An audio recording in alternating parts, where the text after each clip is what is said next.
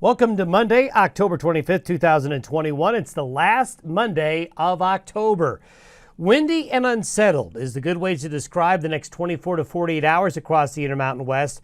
We're going to see some pretty strong winds, especially in the mountain gap areas of the Central Rockies ahead of the California storm system later today, tonight, and Tuesday. We're going to have some mountain snow and some rain and snow showers on the plains as we get on into late tonight and Tuesday. Most of the showers over by early Wednesday. But we're going to see the storm system come in and really kind of get shredded apart. By the time it gets here, there won't be anything really heavy for the plains. Cool and breezy weather will continue Wednesday through Friday. In fact, the weather Wednesday through Friday is actually looking pretty good. But we have a storm system to deal with over Halloween. We've kind of been vacillating back and forth between something that looks strong, something that looked weak. Now we're kind of in the middle, as it does look like a frontal system with some pretty cold Canadian air is going to visit the high plains and Rockies sometime this weekend. But there are big differences in timing and intensity with the front. So we're going to have to take the next few days to settle on what we want to do with the Halloween weekend forecast. But it definitely looks like we'll have something to deal with. It's just a matter of how strong it will be and when it will want to arrive. Today's satellite imagery showing beautifully the swirl of clouds with the center of low pressure there off the coast of Washington. But the main event is right here where the heaviest precipitation is falling. We talked last week about the very strong jet stream winds causing a lot of lift into the west coast, and that continues. This band of enhanced cloudiness is what's going to rapidly head off to the east later today and tonight. But all of the mountain ranges between the west coast and the Central Rockies will degrade the front as it heads east. So areas along and west of the divide will be in the best shape to pick up some measurable rain and mountain snow out of the system. Speaking of measurable amounts of precipitation, now this is only through about 10 o'clock Pacific time last night. You look in parts of Northern California, these are rainfall totals that don't even include what fell overnight or this morning. So incredible rains heading into California, but about ready to wind down here later today and tonight. And here's why. Here is the strong frontal system coming on in, and you're going to see it move very, very quickly. But as it does so, it will cause wind. What I'm showing you is a map of potential wind gusts between now and Wednesday with this front. You can see as the front marches across the Great Basin and into the Intermountain West, we're going to have quite a bit of wind. And if you notice, you can kind of draw a line along the mountain divide here from Canada all the way to New Mexico. There is going to be some pretty high winds, and this is where you get what we call the gap winds, where the air is squeezed through the mountainous terrain, and you can get some really strong winds along I-25 and Interstate 80, as well as I-15 across Utah and I-70 across Colorado. So we're getting a little bit of everything with this front as we continue to go deeper into the fall season. Now by Thursday, the frontal system that's here now evolves into a more organized low into the lower Midwest, and this will be causing some problems for the east. They're going to be very, very wet in parts of the east and eastern areas of the Corn Belt, but you can see high pressure building, kind of a mountain of higher pressure building in by the second half of the week. So there's not going to be much going on as we get into Wednesday, Thursday, and Friday. But you see all the blue up here? There's a fair amount of cold air, and you see this little dip. It doesn't look like much, does it? But this little dip right here is an upper level low and strong jet stream winds that may end up dragging colder air through Western Canada and then eventually into our neck of the woods. Now this is the 500 millibar, or winds at 18,000 feet by Saturday night into Sunday morning.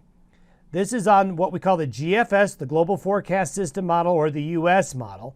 And what we have is a pretty good looking low and a pretty good shot of cold air. Remember, you want to follow the wind barbs to see the source region for the cold air. So the cold air is coming up from right up here in far northwest Canada and being dragged south.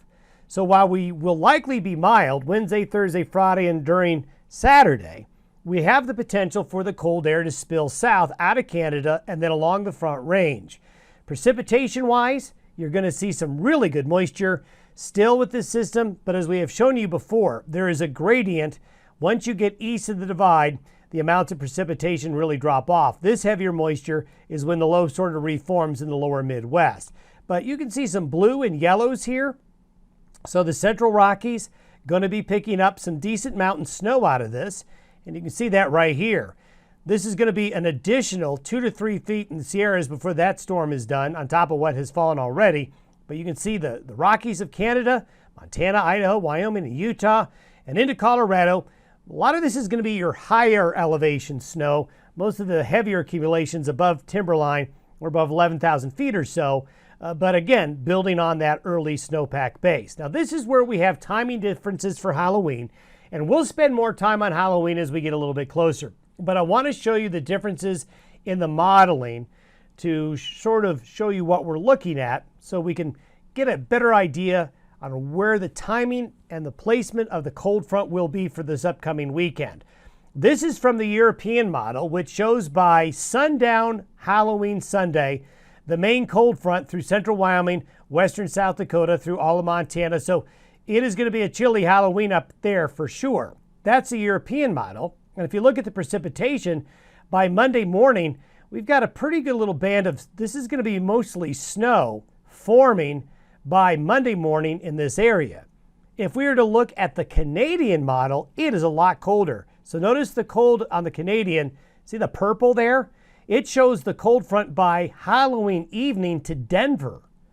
So we have one model that has it to about Casper, another model to Denver. That's a lot of real estate. That's a lot of distance to where this front could be. The Canadian model has the heavier moisture Sunday into Sunday night over southeastern Wyoming, parts of northern Colorado, and western Nebraska. This is going to be all snow if that happens. Now let's look at the American model, the global forecast system. Look at this purple here. It actually, for the same time frame, has the cold front to Trinidad to basically Raton Pass.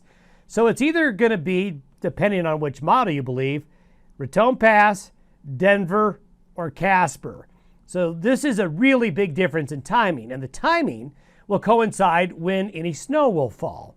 So we've got to sort this timing out and the intensity out, but we are getting confident that we're going to have some type of frontal system and some change in the weather around that Halloween Sunday. Precipitation on the global forecast system, or the GFS, shows it pushing further south, and then you can see the snow on the GFS model. Pretty impressive for Sunday night into early Monday. So we'll keep an eye on it for you. By later in the week, this is by November 3rd, on next Wednesday, a week from this Wednesday, look at the cold getting into the Gulf Coast. Wow, this is a big push of cold air for early November, but I want to remind you of something that we talked about a week or two ago about stratospheric warming at the end of October, that as the stratosphere at the end of October got warmer, it expands and pushes the colder air off the higher latitudes to the lower latitudes, and that's exactly what's happening here right at the end of the month and into the first couple of days in November. Pretty good cold shot for a lot of the United States from the Rockies and Plains eastward, and we'll talk more about that as the week progresses. Have yourself a great Monday. We'll see you tomorrow.